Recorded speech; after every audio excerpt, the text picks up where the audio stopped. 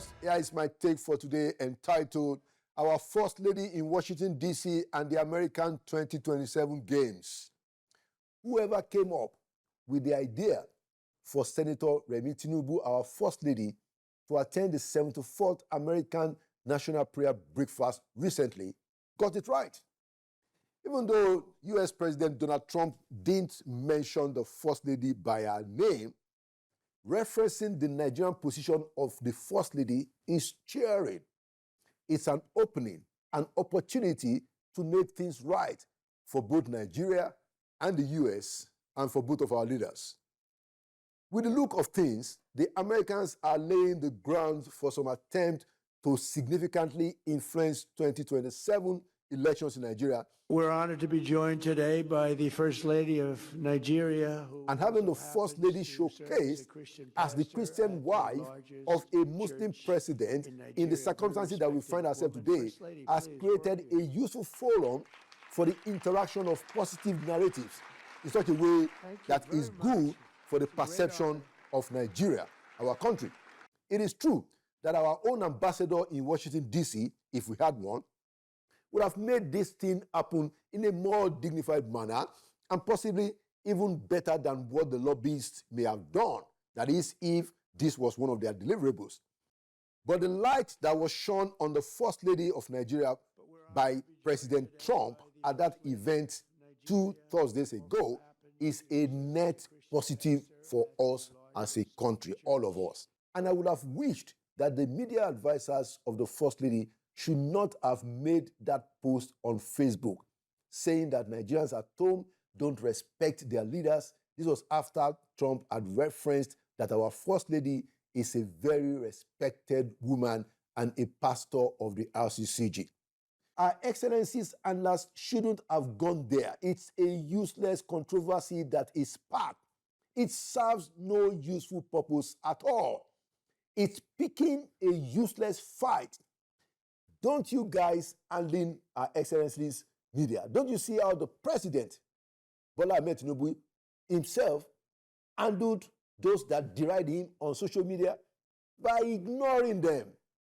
According to that Facebook post, Mrs. Tinubu said, Nigerians, and now I'm quoting, bully leaders, speak ill of them, demean them, curse them, and even seize upon their mistakes to drag them across social media, ridiculing and mocking them publicly, unquote. Those are not words that we should put in the mouth of the First Lady. After all, now our mama be that. What's the use of putting those words to the credit of the First Lady? What's the use? Now, another portion of that post said, and I quote, our nation is founded on love, unity, and the collective efforts of its people. We must work together with our leaders to move Nigeria forward, unquote. Now, that is what we are saying. That's the kind of words that the First Lady should say. And so the first part was needless. But when everything is said, Senator Remi Tinubu's attendance has created a good door and an opportunity for deeper relationship between our two nations. And it has also created a fascinating opportunity for our president himself in what could be a make rather than a mar of the relationship between Nigeria and the United States. Now, reflecting on that same event, that is the U.S. National Prayer Breakfast, which held less than 2 weeks ago, and the likelihood of the U.S. interest in our 2027 polls, which I refer to in the heading as 2027 Games, former Speaker of the House of Representatives, His Excellency Mr. Yakubu Dogara, told me here publicly last week Sunday on this show, Inside Sources, that he could see that the Americans will be taking more than a passing interest in 2027 elections. He said even if they don't say it openly, that is what is going to happen. And he was very frank and, in my view, very patriotic to also pass this critical warning. And I quote him now. If care is not taken, if we don't do the right things, if we don't take all the steps to be at the table, I can guarantee to you that Nigeria's future may be determined without us. unquote. I know that to be true based on my own personal relationship with members of the US Congress and some in the American government. So here is what I think. Two things.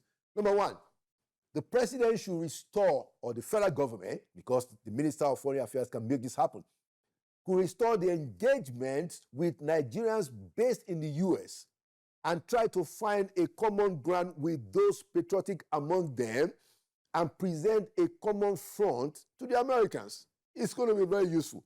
Now, for the federal government to continue to isolate those US-based Nigerians, especially those among them who have deep roots in the US society, government, and politics, is to continue to encourage further critical outcomes from the US after the government designated Nigeria as a country of particular concern, which is a big problem.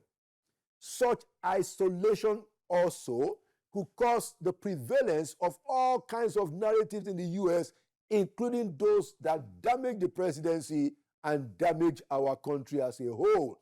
So it is wise for the federal government to find common cause with US-based Nigerians on these matters. Secondly, while we are awaiting the emplacement of Nigeria's ambassador designate to the US, that is retired Colonel Kayode Are, an excellent choice, by the way, the president should consider sending an ambassador to New York, that is to the United Nations, for the simple reason that a Nigerian ambassador to the United Nations is likely to resume quicker than an ambassador to Washington, D.C. The United Nations won't take as long as the US would take in the process of confirming an ambassador. And so if that is to be done, then such an ambassador from Nigeria representing the president based in US can commence to engage the overall US society and government using UN channels so that our country is not left out in the lurch or not having a strong voice in that country where Nigeria has now become top of the issues because of the religious persecution narratives. Mr. President, pay attention to this.